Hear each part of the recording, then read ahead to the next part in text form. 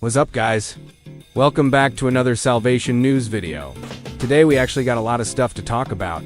I first just want to point out that sadly, I'm not actually a dev for the game. Star just said I'm just a contributor. Because apparently making a map for the community and everyone actually loving in them, wanting it to be an official map, me putting a lot of work and constantly working on it just makes me a contributor. Plus, I don't think I've seen any other contributor. But I talked to Star and he did say there was a few other people. But the thing is, I'm the most recognized one. And I do believe people thought I was a dev.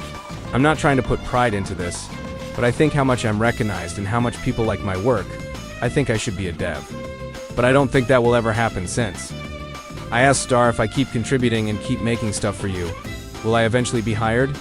And he responded saying he doesn't know, which I'm guessing is a no. That's like saying you're working at McDonald's as, let's say, a cashier. You do everything right, you listen and are disciplined to your boss. And you don't get ranked up as a manager or something higher than a cashier. That's not fair. But I do know I've only been helping Star for a little over a week, or since he did that video explaining he is making a game. That's why I don't want to cause drama, just want to share my feelings. But now I got that out of the way, let's get to the real news. First, let's start with the Q&A that devs are doing. And I will be a part of it surprisingly, but I will only be answering map-related questions. So if you have any map-related questions, then comment them down below. FishDad made a message about it in the Discord server, which I will have linked down in the description. It says here that it will be happening on Friday, which is the 13th. He says that he will be getting a bunch of common questions from the Ask Questions channel. He doesn't say how and where this will take place. It will most likely be a YouTube video, or may even be a live stream. I will get in contact with Star to see how I can also answer map-related questions. If I apparently can't, then I will make my own Q&A video on map-related questions from y'all. I forgot to show you guys this last video, but the devs are now hosting art showcases. They will be picking any art they find that gives them their attention, and they will showcase it from the devs. There were already 2 masterpieces picked, here they are. Hey, that's pretty good.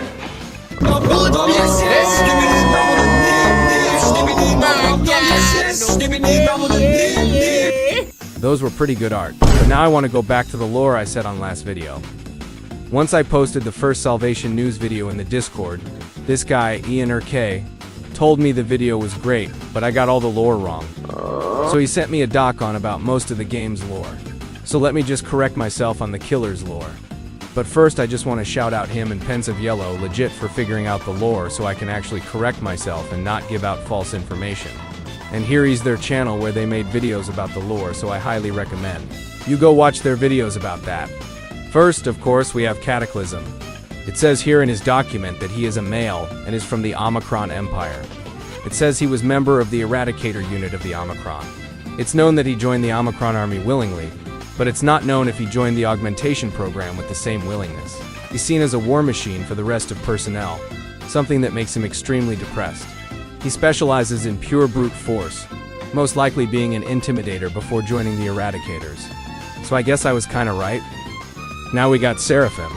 So it says here that Seraphim was a female and that she was also from the Omicron Empire, so I was right about that. It also says she was a member of the Eradicator unit of the Omicron. It's known that she didn't join the Omicron army, but was rather recruited when she was at her lowest. This is most likely because no one would notice if she died throughout the experiments. She carries 2 big swords, and has a jetpack that allows her to fly, which means she has received specialization from the incinerators.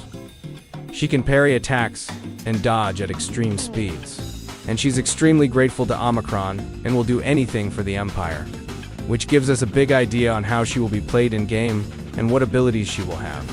Maybe one of her abilities is where she used her jetpack for limited time, making her fly and sneak attack someone mid-air. Or maybe another one where it can have a dodge attack if someone tries to use an ability on her, making her do a parry move. Or if the player does it far away, she can use her jetpack to get there really fast to parry. Or the parry move can be unlocked from the dodge, who knows. But we now got Leviathan. It says he is a male and is also from the Omicron Empire, which I got wrong. It also says he is a member of the Eradicator unit of the Omicron. He was part modified genetically.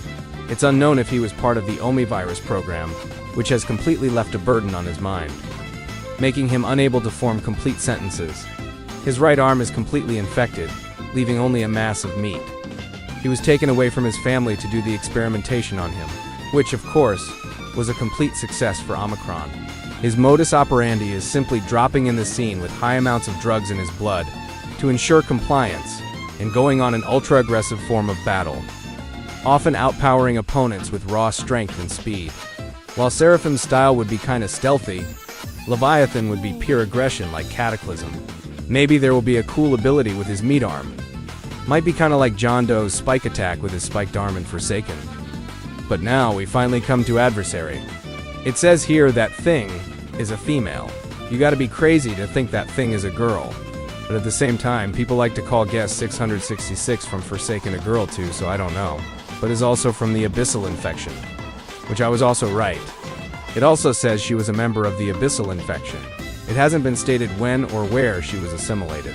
However, it has been confirmed that she alone could outpower most of Delta and Omicron's best soldiers. Even taking this into account, she's not even close in power to the best life forms in Abyssal. But she has the particularity of being way bigger than most of his compatriots.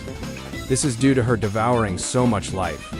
This can also tell us how she will play in the game, most likely also pure aggression. But that is all I have for y'all for today, so I'll see you guys in the next video. Razy out!